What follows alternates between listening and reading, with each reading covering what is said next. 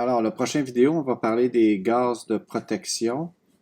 Gaz de protection utilisés en soudage GTAW. Je les ai séparés en 3 colonnes. Si on regarde, on a argon, on a hélium, puis j'ai marqué les autres. Les autres, là, c'est les gaz les moins utilisés. Puis la référence est à la page 1.43. C'est le résumé. Si je pars avec l'argon, si je regarde les caractéristiques qu'il faut savoir par rapport au gaz de protection, tout d'abord, l'argon, on dit que c'est le gaz le plus utilisé. Donc, on va marquer le plus utilisé. Donc, ça fait partie d'un de ses caractéristiques. Ensuite, l'argon est bon pour la plupart des métaux.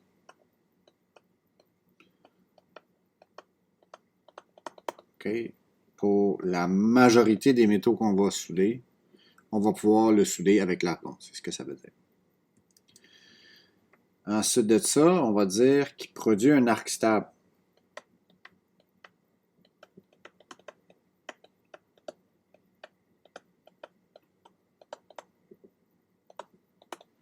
Produit un arc stable.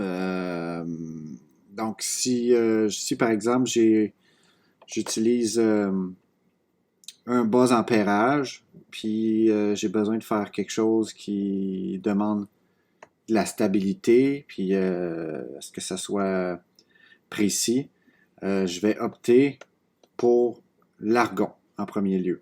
Parce que lui, l'argon, là, on va avoir un arc qui n'a pas tendance à danser à gauche puis à droite. On va avoir un arc qui va rester toujours au même endroit, puis qui ne va pas frétiller ou flacoter comme on risque d'avoir des fois avec l'hélium. Soit dit en passant, pour savoir si on a une bonne couverture gazeuse là, lorsqu'on soude, là, ici, là, quand on observe l'arc électrique, là, c'est sûr qu'on ne verra pas un nuage de protection, là. Mais on va voir quand même ici que c'est bleuté. Là. Il y a une zone autour ici là, où c'est bleuté. Cette zone-là là, devrait être immobile. Elle ne devrait pas frétiller de gauche à droite, puis il ne devrait pas y avoir, en tout cas, il ne devrait jamais y avoir de projection. Ça veut dire que mon débit, le débit d'argon à l'intérieur de ma touche à souder est bon. OK?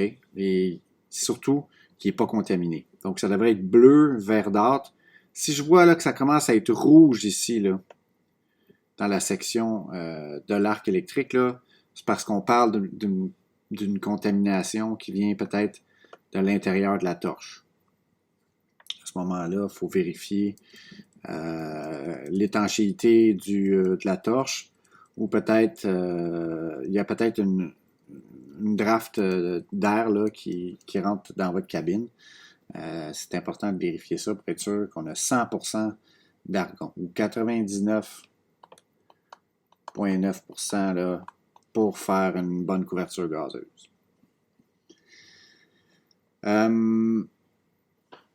On va parler aussi de l'action nettoyante. L'action nettoyante quand on va souder l'aluminium. L'argon va nous fournir cette action-là. Puis, on va dire aussi qu'il est moins cher et exige un moins gros volume, moins de volume que l'hélium. Donc ça, c'est ses particularités.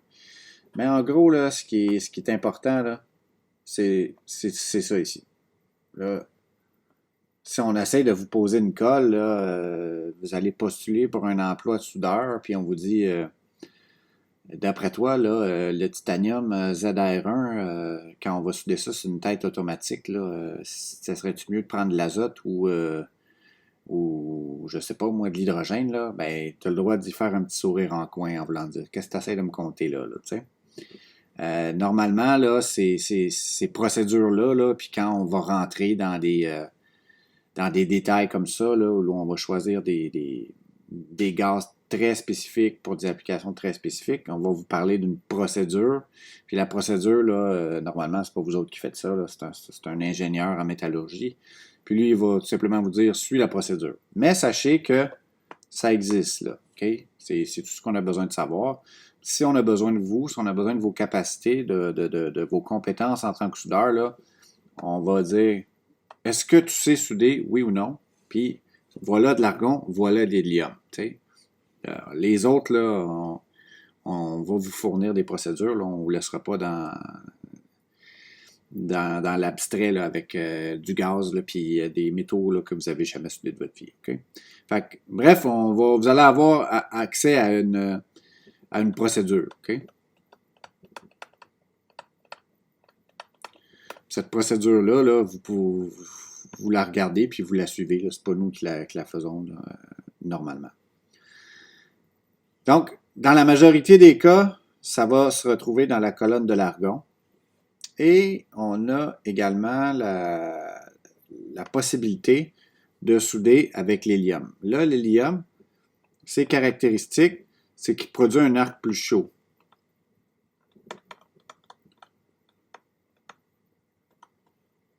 Plus chaud. Cet arc-là, lui, on peut s'en servir pour souder des fortes épaisseurs d'alu.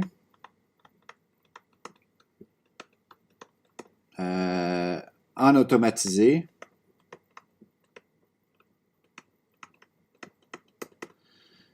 Et à l'occasion, on peut souder en DC- sur l'alu, moyennant qu'on a l'hélium comme gaz de protection. Donc, normalement, on soude l'alu ici en AC avec de l'argon. Mais on peut, dans certains cas, faire ça de cette façon-là. Donc, il produit un arc plus chaud et bon pour les fortes épaisseurs. On peut s'en servir pour en automatiser. Vu qu'il est plus chaud, donc on va parler d'une avance plus rapide.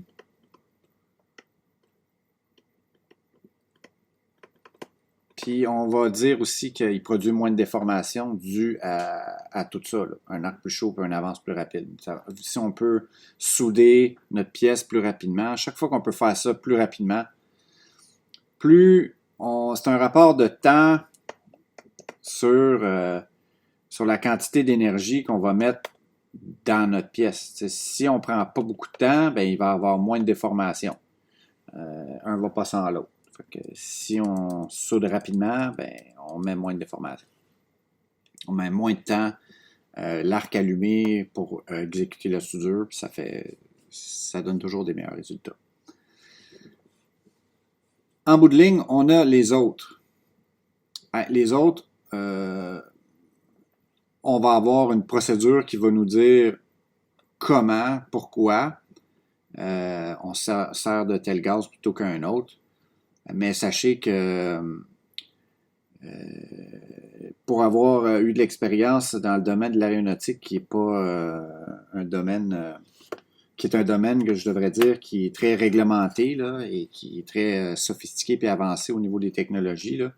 J'ai personnellement jamais rencontré personne qui me dit que souder manuellement avec de l'azote. Là. Fait que c'est pour des procédés là, automatisés dans la plupart des cas. Puis des cas extrêmement précis là, ou très particuliers, je devrais dire. Okay? Mais sachez, soyez pas surpris si jamais vous voyez, ben en fait, vous allez être surpris parce que c'est très rare, là, mais ça existe. OK? Mais je ne poserai pas de colle là-dessus, là, puis on ne demande pas de savoir là, qu'est-ce que ça fait quand on soude telle affaire avec de l'azote, puis ça. C'est ça ici. Si vous savez ça, vous êtes en mesure de réussir, puis vous savez en gros là, que l'argon fait quoi, l'hélium, ça sert à quoi. et vous êtes capable de faire le choix par rapport aux gaz de protection, c'est ce qu'on a besoin de savoir. Et voilà, ça c'était la vidéo pour les gaz de protection.